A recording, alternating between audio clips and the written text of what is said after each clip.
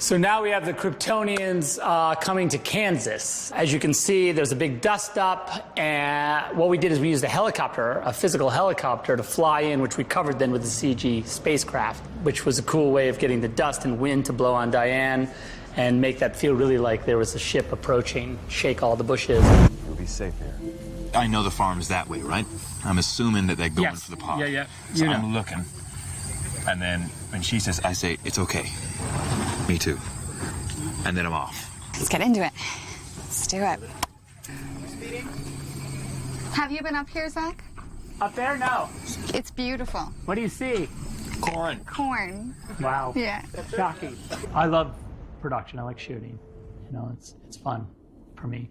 Being on set and seeing Henry in his costume, you know, coming out, putting him on a wire, even though we didn't do a lot of wire work, but putting him on a wire, he and Amy. It's the first time I think that he was in his costume. We were in Illinois, in a cornfield, and it was the first time Henry was in his costume, and there was just something really magical about this sort of weird descent that they did, and there's kind of destruction around, and I don't know, it was like, I suddenly was like, wow, we're making a Superman movie. It was pretty cool. It was early on, but it was one of my favorite. Now, when Zod came down, that was Michael Shannon's first day on set. He and I had talked, and he had asked me whether or not he was going to have armor on in the movie, and I said, of course you're going to have real armor in the movie. How else would we do it? And he was like, oh, great, because I don't want to look like an idiot in the pajamas. And, of course, he shows up in his pajama suit, and I'm like, yeah, sorry, it's going to be CG army. So he was not happy. And then he goes, where's the spaceship? I'm like, well, those green stairs are the spaceship. But amazing performance regardless.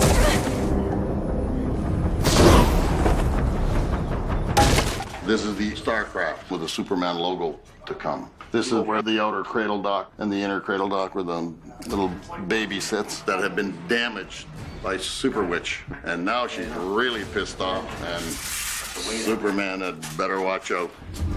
The Codex is not here. Michael Shannon, what you should never do, and he should know better, is to threaten Superman's mother, which, of course, results in him being tackled through a giant exploding silo of flammable material, I guess. I think they keep flammable material inside of silos. I wouldn't, but they do. The Smallville battle was a massive undertaking, with elements from visual effects to wires to helicopters to explosions, cars, car crashes, etc. It was a 2-week shoot in which we had one unit that Zach ran the entire time.